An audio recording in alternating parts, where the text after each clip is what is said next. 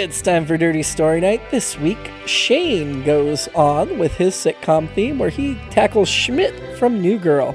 Enjoy. Shane is up. Okay. Video blog of Schmidt, entry number 2064.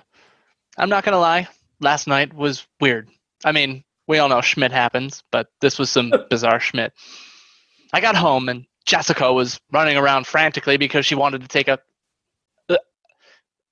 bath. Ugh, medieval filth cauldrons, if you ask me.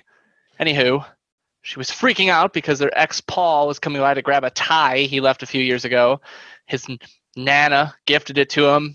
I guess they once used it as a cock and ball ring, which is actually kind of genius. Anyway, so I went to the kitchen to grab some mango chutney, and I found Winston feeding Ferguson cat treats from his own mouth. Filthy animals. Nick, over there, trying to fix the hole in my door. He was doing a Nick fix, though. I fear he just watched that ramen YouTube video.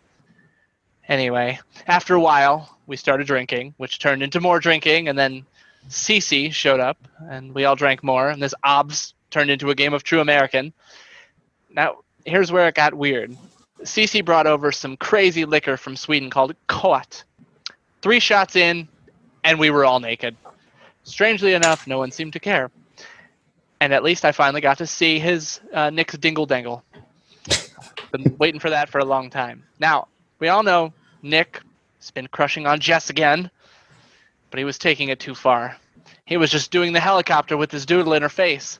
She kept giggling and mumbling pureness or some Jess nonsense.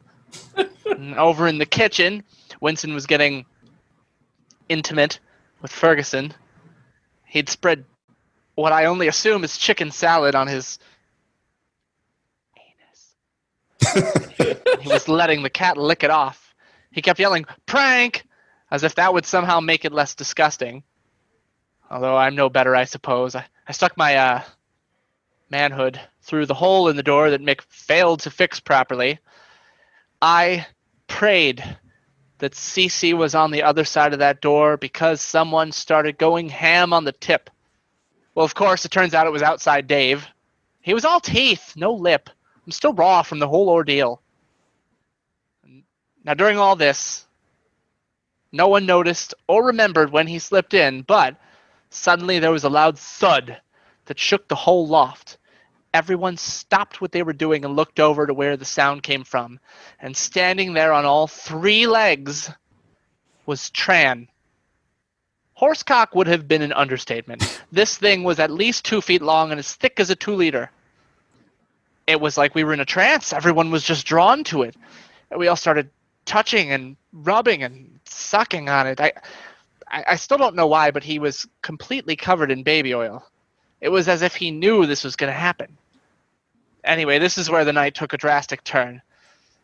See, as we were all jerking off this mega love muscle, he made one tiny little vocal sound, and suddenly it was like a fire hose went off. Everything was completely drenched in his sweet and sour sauce. Poor Ferguson. The cat drowned, gargled to death on jizz. What a way to go. Well, we all agreed to never talk about this, or else I'd have to put in $10,000 in the douchebag jar, and I don't have that kind of money. I just spent my savings on a personalized condoms for all my friends.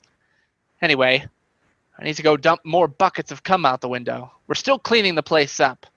Although if I'm lucky, I'll drench a street youth. Schmidt out! Excellent. It's All Been Done presents Who's got the time?